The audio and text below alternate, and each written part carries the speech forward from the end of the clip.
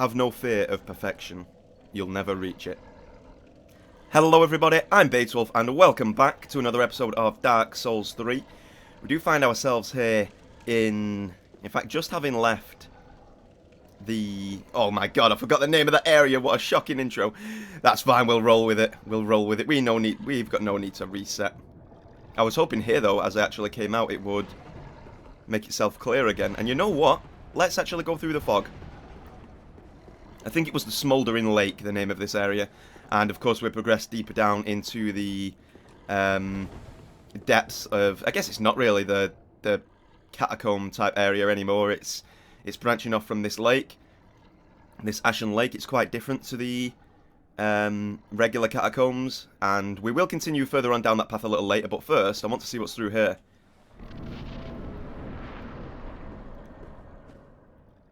Oh, boss fight. Let's go. Let's get into it. Let's get into it. Oh my god. Is it a boss fight? I think it is. Yeah, it is. Oh god. Another one of these big, fiery, flame ball type boys. Fair enough. Oh god, I'm caught on the foot right there. Let's get out of that. Run around. I am playing with one hand right now, by the way, if you couldn't tell. As my other hand was occupied trying to turn up my headphone volume. That's okay. We're back at it. The old Demon King. Ooh, powerful. I mean, I guess that wasn't too powerful, actually. And I'm glad that we avoided that, that's for sure.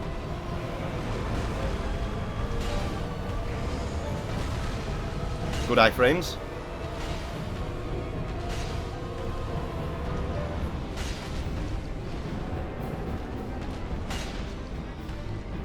Gonna try and beat this guy first time.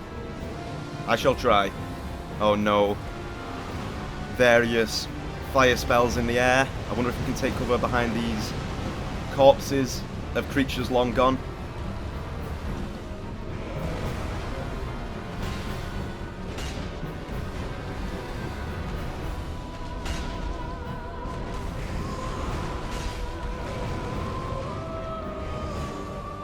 Ooh, he got us that time. Oh, he rolled up so quick as well with that follow-up. But well done there to the old Demon King. Interesting, he's actually got one eye there as well. We can go back and fight him. Smouldering Lake, that's right, I was correct. And of course down this path, like I say, we were going deeper into the... I mean, I was kind of classing it as a deeper portion of the catacombs, but it's not totally directly connected to that. It's split up by the lake. I mean, maybe it wraps up at another point, but as of right now, it certainly doesn't seem to be directly attached. But regardless, a lot of similar themery and imagery going on, a lot of the same structures and architectural types. So I guess it is like an extra portion of the catacombs. A much more long forgotten portion, that be said, for sure, as we can tell by all of the ancient corpses down there. And it's certainly not as accessible as the upper portion is, of course, from which we descended from the boss fight of the Abyss Watchers into it. But either way, that's that, I suppose. Rather interesting. Now let's get back in here to the old Demon King. Let's try and kill this guy. Ooh. Got to be careful of... Okay. Damn. I'm dead again. I'm having trouble clearing my throat a little bit here as well. I don't know why. I guess once I have the first period of, you know, speaking quite a lot of the day, I need to clear it up, you know, get it fresh, but that's okay. I'm feeling fine. It's not as if I'm sick or anything. Sometimes it just tends to come on when I talk quite a bit. But that's fine. Okay, attempt 3, let's go for it. Archer just missing us there, that's fine. Ooh, back up, back up. Good.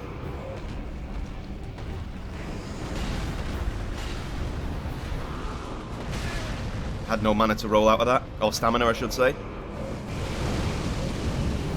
Oh my god, is it lingering though? I wonder if I could use the environment to my advantage a little bit more here. That would be interesting.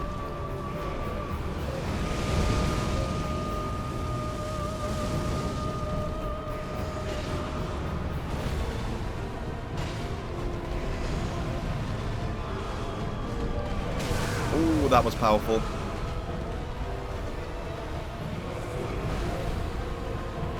Should I sip up again here? Probably best not to. Ooh.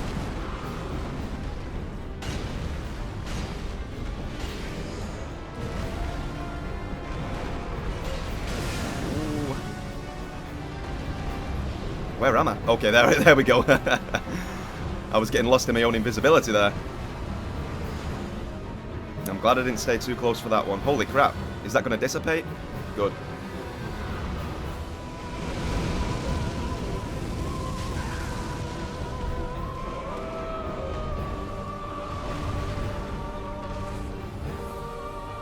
Trying to be a little patient here.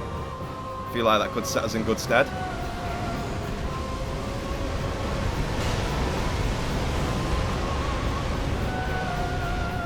Managed to avoid all of his spells, which is nice. He's doing the AoE there again, so I'm good. I'm good getting my range. There we go. We see it right there.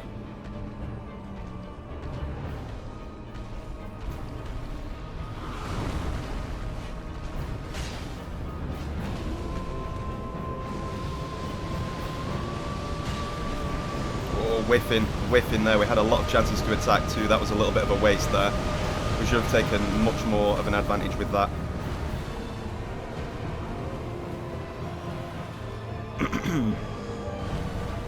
Oh man, he's doing it again, is it? Wow. Okay, it's good that we're being a little patient then. We're not just running face first into that stuff. That would be a bad idea. Dr. Grant says that's a bad idea.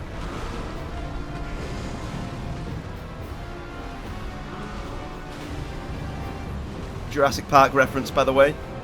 Stop screaming, Eric. You know what I'm talking about if you've seen the movie.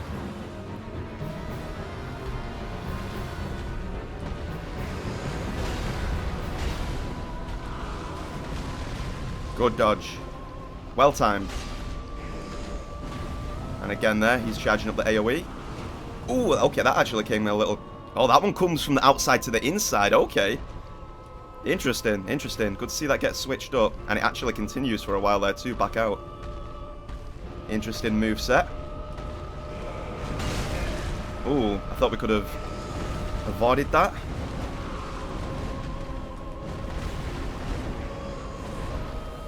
Yeah, I was out of range of that. I'm glad I was able to judge that quite well. Ooh, damn. That thing goes for miles. That's actually my the toughest attack from this guy, I think.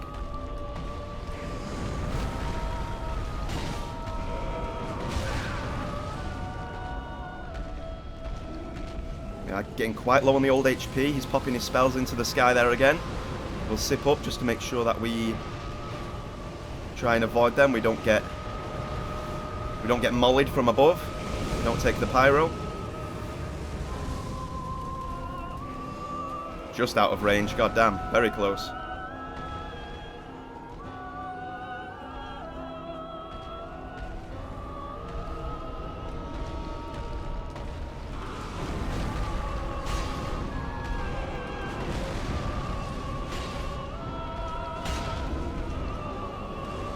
Patience is key with this guy, I think. We've just got to take our time, work around his moves, and use our attacks of opportunity to really get an advantage in the fight and deal some damage.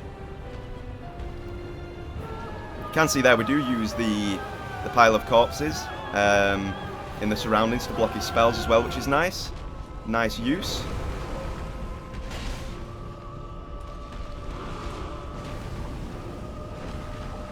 He's pretty low now. We just need to keep our head and, you know, stay safe. Oh, no, not this one. Back up, back up. Should be out of range there. Yeah.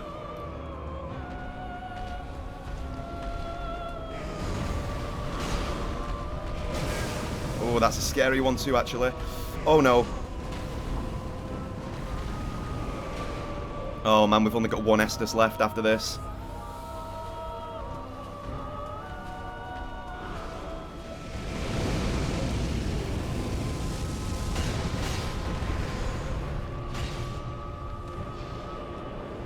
Back up. That was a wise choice. Oh, is he struggling there now, though?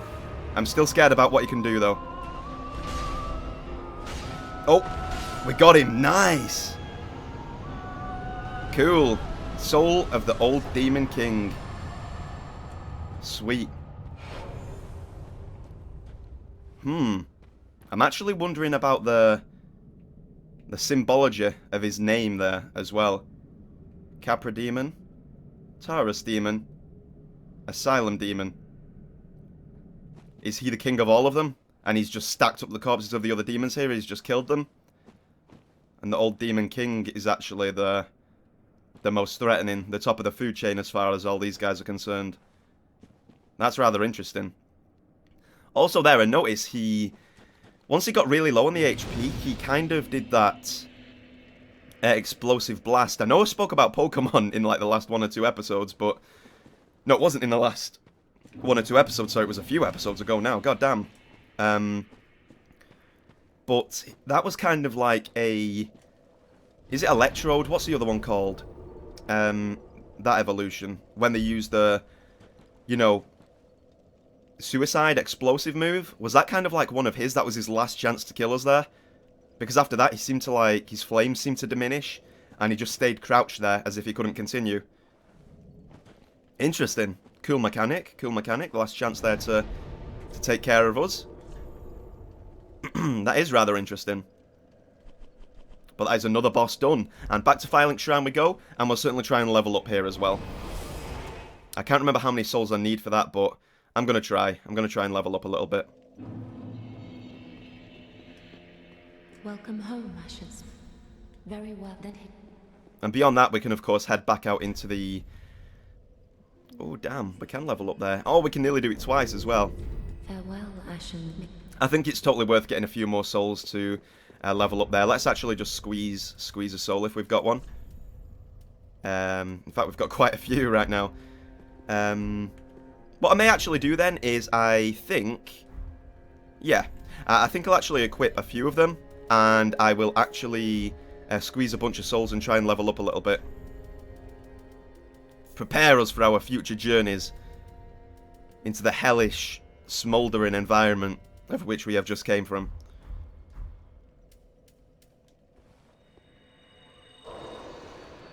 Squeeze some of these.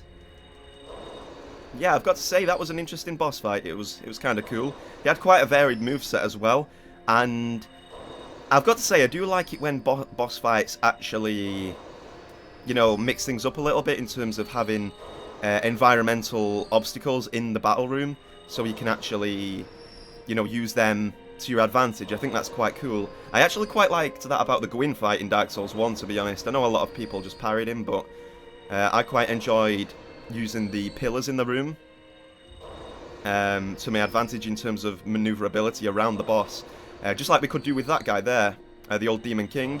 When all of his spells get cast into the air and then they chase you down, you can use the corpses to actually block. Quite interesting. Quite interesting indeed. Oh my goodness, we've actually picked up a lot of souls here. We've not done too much leveling at all recently, I don't think. There we go, we'll squeeze these bad boys up. And then, once we go back down to the catacombs, I think we will somewhat sprint through the area, back to where we died to the NPC in the last one. I think that would be a good idea.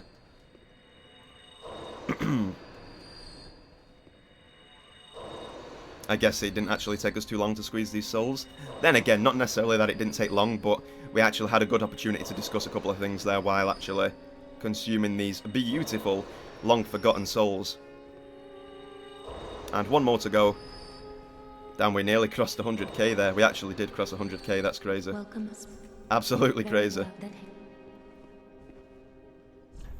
I think right now I'm going to bump up... How many levels can we get there, actually? We can get 7 levels. I'm going to go to 30 there, actually. I'm going to pop endurance up to 21 too. There we go, that's nice. That's nice. Farewell, Ashen One. May the flames guide thee. Thank you very much. Let's head out back into the world there. In fact, I guess now that we've come back, it would be a good opportunity to actually give some of these a reading, as we promised a couple of episodes ago, before we ended up going down a couple of different paths that we discovered. So let's talk to Ludleth right now. Aha, thou returned, and a fine day it is.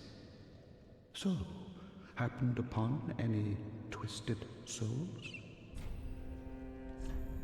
Okay, here we go. Crystal Hail. Unique sorcery developed by extraordinary preacher twins known as the Crystal Sages. Casts a cascade of small crystal soul masses from above. Crystal soul masses have piercing qualities. In a pact said to have formed long ago, one of the sages allied with the Undead Legion in order to train the sorcerers of Farron. Now, I think I've got an idea about who that is. I think that's a reference to Big Hat Logan, and I could see the inspiration from the boss fight immediately anyway, in the Crystal Sage fight, so I would assume that's a reference there to the Crystal Logan, or to Big Hat Logan, to be honest, from Dark Souls 1, as, you know, he, of course, as we know, if you've played the games, was very much involved with crystal magic as well, and deepening his knowledge of it, thus explaining why he actually went to seek out Seath the Scaleless anyway. Of course, part of that was for the Primordial Crystal as well, but you can see a lot of crystal magic, you know, imagery from Seath, and I tend to believe that Big Hat Logan sought to find him and learn from him in that regard. Alrighty. Actually feels good to jump on some of these weapon and, well, soul item descriptions, as we once promised, so hopefully you guys are happy with me for finally getting around to this, and we'll keep looking through more, as I promised. So, there we go, let's continue. Soul of the Deacons of the Deep for this one. The Deep Soul. Sorcery of Archdeacon Royce and his Deacons. Okay, sorry, I was just getting distracted by something there. I was thinking about... Yeah, Royce. I just thought, wait, was that Horace? But no, then I remembered, like, Horace was a different dude. I was getting them mixed up totally there. Sorcery of Archdeacon Royce and his Deacons. Said to have been imparted to them by MacDonald of the Boreal Valley. Okay, Fire's Dark Soul Dregs. That's interesting. Soul which swell from the deep, pursue their target, drawn towards life. Interesting. Now, is that an actual... Is that an actual direct reference to the Dark Soul there, or is it just talking about dark magic, I wonder? Remnants of the Dark Soul, maybe. That is interesting. It would make sense because it does look like dark magic spells. We did experience some of those in the actual boss fight itself. And, you know, Manus, who actually, the way I see it at least, I know there is some, you know, different theories as well, but I tend to go along with the one that does see the Pygmy as, you know, he obtained the Dark Soul and he ended up transforming into Manus. He also used quite a lot of dark spells as well there, so that's quite interesting. I wonder if they found remnants of the Dark Soul somewhere. Soul of the Old Demon King, the boss that we've just killed. Traces of the tumultuous seedbed that birthed the beings known as demons. Ah, it does look like my theory may be correct then. He was the ultimate demon. Hurls chaos flame that scorches vicinity. Demons born from the fire bore its smouldering essence and perished soon after. Man shares this report with the flames to this day.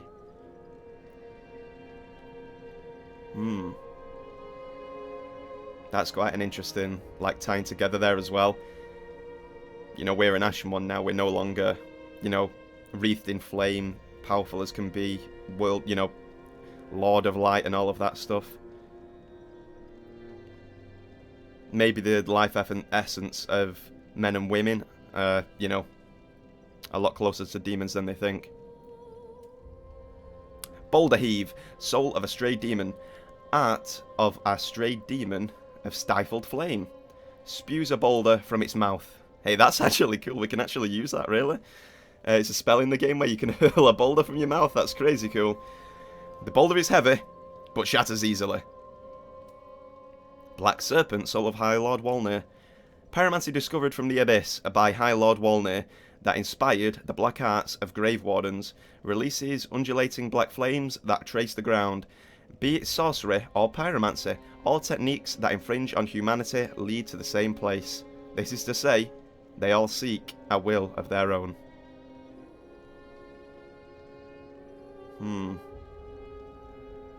That's an interesting one as well.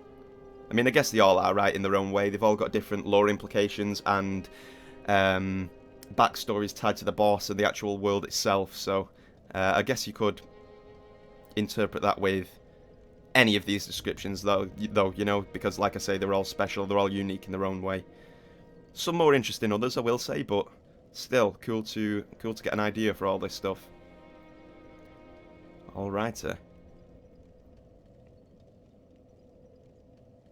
Be it sorcery or pyromancy, all techniques that infringe on humanity lead to the same place.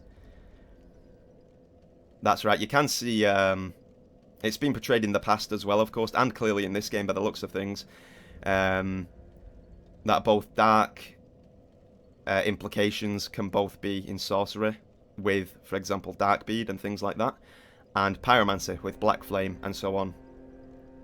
Alrighty. Cleric's Candlestick, soul of a Deacons of the Deep. Candlestick, used as both a sword and a catalyst, used for worship by the Deacons of the Deep. The Deacons, under the guidance of Archdeacon MacDonald, became both clergymen and sorcerers. Okay, I'm not sure what clergyman is. I think I've heard it once before, that word, but I'm not too sure exactly what it is. Alrighty. Hollow Slayer Greatsword, soul of the rotted Greatwood. Greatsword used for a lifetime by a masked knight, harbourers of the fears that lurk within the minds of Hollows, and is particularly effective against them. Okay, we know who this is. Bestowed to a proper mirror knight long ago, two-handed to execute special sword techniques.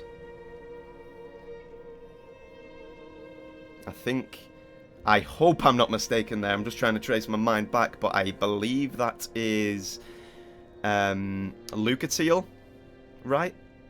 Irithyll was a mirror knight, right? I think I'm correct there. My mind's a little shady on Dark Souls 2, I'll be honest with you, but I'm trying to think of what a sword looks like too. It's definitely familiar, this Hollow Slayer Greatsword, the design to it, especially the hilts, but yeah, I think that's a reference to her right there. It would kind of fit some way along her storyline too, it must be said. Interesting. I'm just going to take a little drink now, guys. A lot of this reading's actually drying my throat out a little bit. Bear with me just a moment here.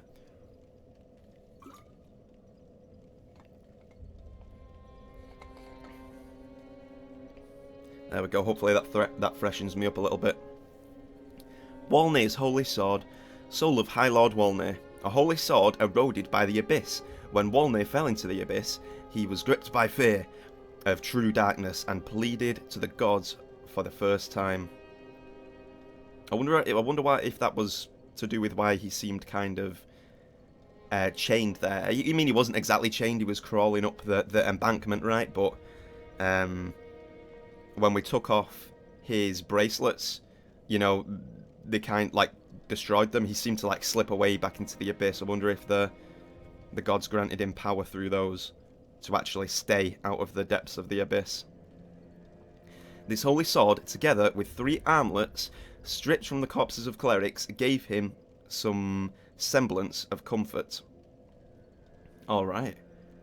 So maybe it didn't necessarily chain him there, but it gave him some comfort and some light in the fact that, you know, he could see through them. You know, they did emanate light and, you know, provided a little bit of guidance for him there as well, no doubt. The skill is Wrath of Gods on this. Oh my goodness. Wrath of God's skill with a sword. Interesting. That is pretty cool. Then again, I think that's been done before anyway. I may be wrong there. Didn't the Grant do that? Didn't the Grant do something similar to that when you two-handed it? Once again, I could be mistaken, but I think we've seen similar similar abilities on the weapons before. Wolf Knight's Greatsword. Greatsword of a knight tainted by the dark of the abyss and master of the wolf's blood of Farron. The Wolf Knight was the first abyss. Excuse me. The Wolf Knight was the first Abyss Watcher, and his sword is more punishing against creations of the Abyss. Artorias symbology right there. Farron Greatsword. Greatsword of the Abyss Watchers, which is atypically paired with an unusual dagger. That's interesting, that's quite cool. You get a dagger in the offhand with that weapon. The dagger is utilised as a wedge in the left hand, while the Greatsword is held in the right, as I predicted. A unique technique that was synonymous with the Undead Legion, confounds foes in the manner of wolves hunting prey. Okay, more Abyss Watcher imagery there as well. Kind of see there as well how this sword takes its inspiration in design from the Masters. I do like that. It appears less grand, but I mean that does make sense as they are kind of the followers of the old legend, but very cool. It shows some solid respect to him there. That's good. That is good. Crystal Sage's Repair. Thrusting sword with tiny crystals scattered across the blade, used by Crystal Sages for self-defense. The crystals boost the magic damage inflicted by the sword and the item discovery of its wielder. That's cool. Good for farming then, I guess. Fruits of the lifetime of research conducted by the sages. Once again, sticking with the imagery that you know, to show off their crystal magic interest and knowledge with the crystals scattered across the blade there. Quite cool. And considering it does require, you know, or crystal magic in general requires high intelligence,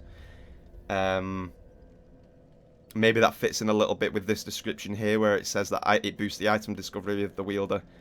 You know, this is a very far-reaching theory, by the way, but maybe, you know, they find it easier to find gear and discover items due to their higher intelligence. You know, they're a bit more diligent as far as that's concerned. I feel like that's quite an interesting way to look at it, to be honest. Just theorising, though. Demon's Great Axe, Soul of a Demon. This great axe, a favourite among demons, contains the strength of fire. The demons, born of chaos, harbour fire, and yet they are twisted and malformed, such that they were never meant to be. Oh man, I got to say, I do really like the lore portions of the demons and Irithyll and that whole kind of area of lore. Then again, it's not the only portion of the lore that I like, but I do find it quite I can connect with it quite well. There's some really inspiring stuff in there for sure. Vort's Great Hammer. Soul of Vort, of course. Great Hammer wielded by Vort, the Outrider Knight of the Boreal Valley. Weapon is imbued with frost and causes frostbite. Frost accumulates in the body, causing frostbite, which saps one's health, lowers absorption, and slows stamina recovery. Old King's Great Hammer. Great Hammer of the Old Demon King. The weapon has survived since Old Irithyll, and is imbued with remnants of the Chaos Flame. Alrighty.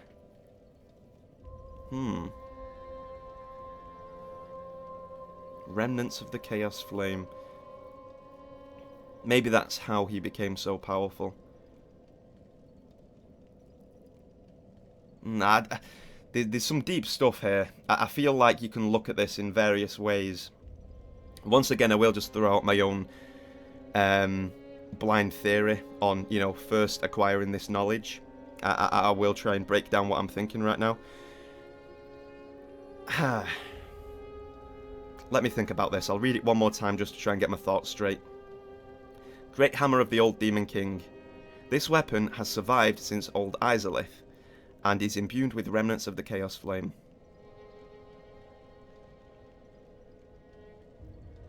Okay. Maybe the Old King was around back then too. if the weapon has existed since then, maybe he was actually the original wielder anyway. You know, as he's the one that's got it, and hey, who's going to take it from him? You know, and he's had it all this time, and he's the king of the demons. I'm going to tie this into a couple of things here. Let me just clear my throat. So maybe he's actually existed since them old times anyway, right?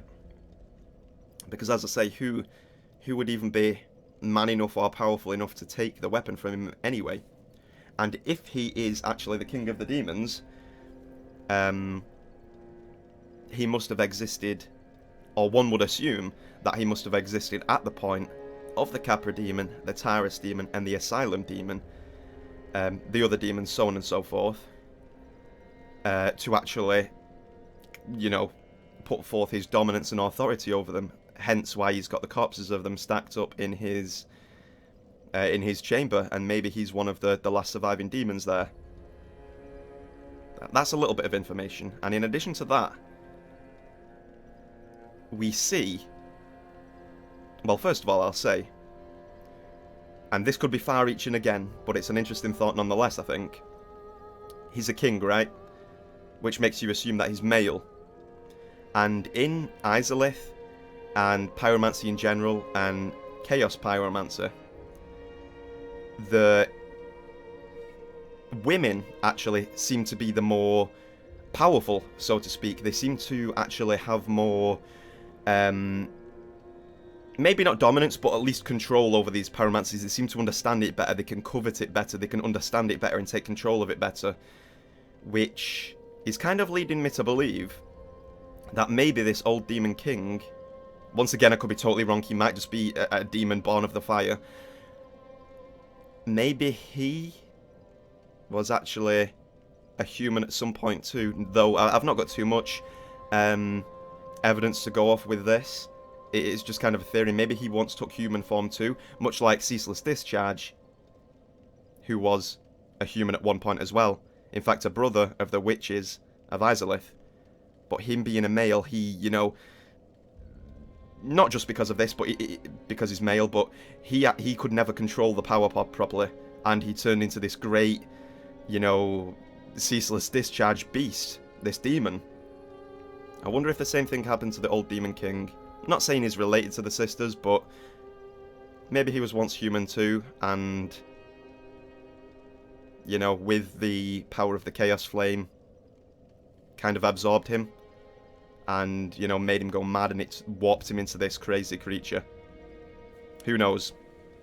Once again, just my theory, reading these item descriptions and trying to break them down a little bit, trying to share my thoughts. Aster's Spear, soul of the rotted Greatwood. One of the curses that festered within the belly of the Greatwood, and a terrible weapon favoured by Earl Aster, the Impaler. Astor. Trying to pronounce that properly. The spear is enwreathed in rotten, heavily poisoned meat. Ugh, really? That's disgusting. Heavily poisonous meat? Defeating foes restores HP. Alright. Is that the first time we've seen Earl Astor? See, with my accent, I just can't pronounce the R. I struggle to pronounce the R there. Astor. The first R, that being... Like, I'd pronounce that as Earl Aster. With my accent. Interesting. I wonder who he is. Aster the Impaler. Doesn't seem like a friendly dude, that's for sure. Demon's Fist. A demonic fist. Soul of a demon, by the way. A demonic fist that burns with fiery essence. Its wielder can release this power through use of its skill. When two-handed, fists are equipped to each hand. Alright. Fiery essence. The power through use of skill. Man using a demon's fist to punch people, that must be powerful for sure. Soul of a stray demon. Havel's Ring. A ring for warriors keen on heavy accoutrements. Increases maximum equip load. This ring was named after Havel the Rock, the battlefield compatriot of Gwyn, the First Lord. The art of war has been consistent since ages past, and those who follow in Havel's footsteps are no fewer than in his own day. Wow. And those who follow in Havel's footsteps are no fewer now than in his own day. That's right. Havel the Rock. He still gets a good following, good representation through his ring here. Really nice. God damn it, Gwyn, why did you have to lock him in that tower? Why did you have to seal him away there? Soul of Boreal Valley Vault. Pontiff's Left Eye. We already got this, right? We found it in fact. In Irithyll, I believe, if I remember correctly. Bewitched Ring. Or did we buy it? I don't think we did. No, I'm sure we found this as well. Bewitched. Then again, if you use a soul for it, maybe you... Or did we trade a soul for it? I can't quite remember now. I don't think we did, though. I think there must be more than one way to obtain this ring, then. Bewitched Ring that Pontiff Sullivan bestowed upon his knights. Recovers HP with successive attacks. Knights who peer into the black orb are lured into battles of death, transformed into frenzied beasts. No wonder the Pontiff only provides these rings to those dispatched to foreign lands. Yeah, that's right. We've read that one a couple of times before, actually, and broke it down. Rather interesting, though. I am glad I took a look at some of those descriptions. It did, it was rather enlightening. There was a few bits of lore there that were actually quite cool to delve into and discover for sure. Most notably to me, the Irithyll stuff, I've got to say. All of that kind of themery and whatnot. Very cool stuff for me. And that wraps up that. Very nice. I've got to say, I did enjoy that quite heavily. And now we'll go back to Irithyll of the Boreal Valley. We'll go back to this bonfire, because I don't think there's any point, looking at the time right now, progressing further down the catacombs area. In this episode, I say. Because we can still come back now and take a look at the bridge in Irithyll. I think there's something that we may want to pay attention to here. One of the pieces of backtracking that I wanted to do, so... let's take a look back at the bridge here, and then in the next episode we can pick back up in the depths, in the catacombs just off of the smouldering lake. This big dude gonna appear again? I don't think so.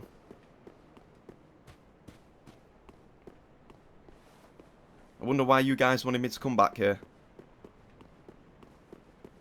Hmm.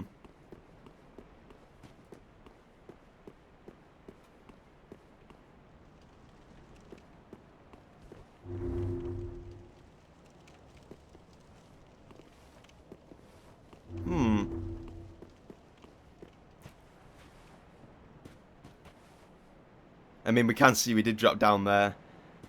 It's cool actually coming through this area again, seeing the places that you actually do know, places that you've actually passed through and been to and whatnot. Very nice. I'm just curious as to why you guys wanted me to come back here. Maybe it was for an invader, but I don't know whether the chance of that is gone now. I'm not sure. Got to say, it is beautiful though, my god. I love the building over there as well, how you can see the light inside from where we came up from High Lord Walnir.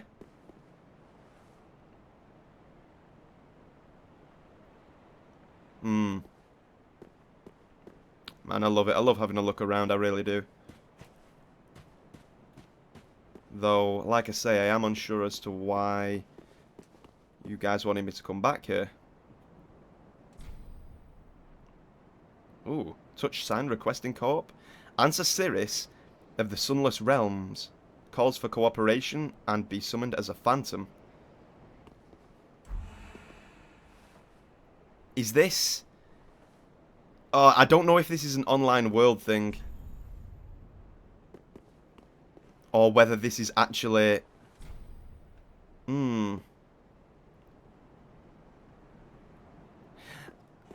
I don't know if I want to do it, because if it's online co-op, I mean, that's fine, but I don't want to see the boss of this area without doing it for myself. Oh, no, then again, we've already done that, right? Yeah, we know who it is. It's Sullivan, of course.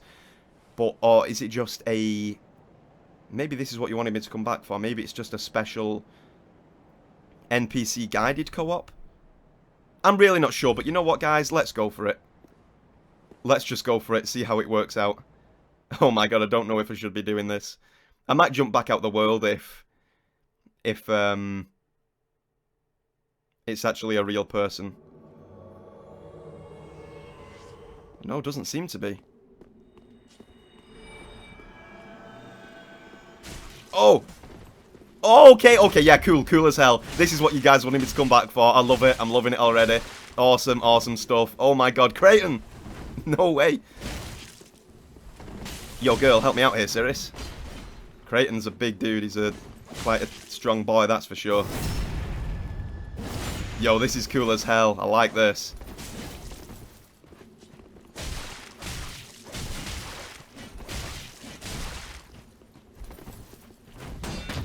How about that, though, Creighton? Oh, Sirius, you ruined it! Oh my god, what a way to end the episode this is. Absolutely beautiful.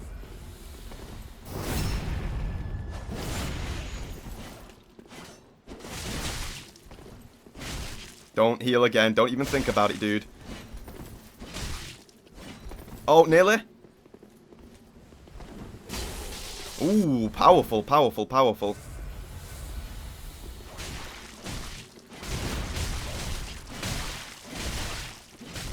There you go, Sirius. Go get him. Oh, damn. He's powerful. Oh, is that a divine blessing that he just popped right there? That's crazy. Yo, what the hell?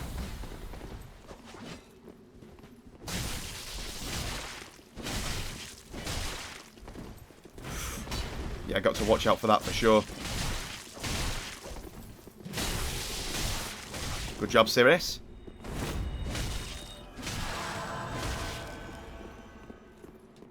Get him. BS him.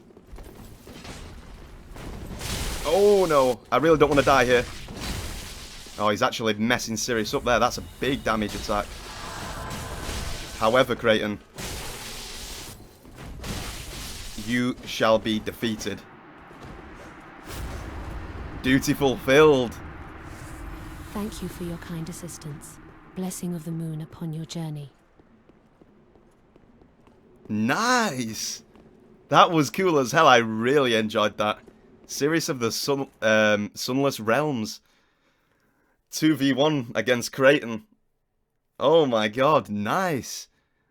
Okay, that's actually cool as hell there, as they're using that's good. I like that. I like the way they've done that for sure. That's why you guys wanted me to come back. Yo, that was awesome. Thank you for letting me know about that. That is cool. I mean, not letting me know about it, you didn't tell me about it, which once again, I do appreciate it. You just said, come back and take a look. Come back and take a look at it. Wow, yeah, thank you for letting me know it's worth just to, you know, have a wander across that bridge again. Really nice. Man, that was cool. That was cool as hell. I really like there how it pulls an NPC from this game, right? It pulls an NPC from one of the older games, and it shows that they're kind of, you know, still living in the world. That's the cool thing. They're still living in the world. They're going on their own journeys. And it shows how real they are, how you can really understand and connect with some of these characters, whereas, you know, Creighton, he's invading people here. That's what he's doing. That's what he wants to do. And, you know, we can sympathize with that and understand it because, you know, I mean, not during this playthrough, but we like to invade as well.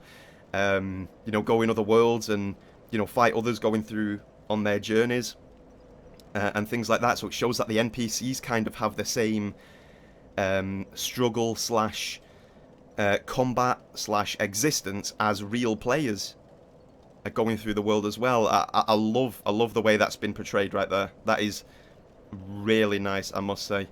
Very good, and no better time to end right. So once again, everybody, I will wrap up the episode here. I've got to say, been awesome. I've loved this, from defeating another boss, to reading all the item stuff, to getting that incredible encounter there as well. Awesome. So once again, everybody, thank you very much for watching. I really hope you enjoyed. This has been Bateswolf. Thank you very much for watching, and I shall see you guys in the next one. Goodbye.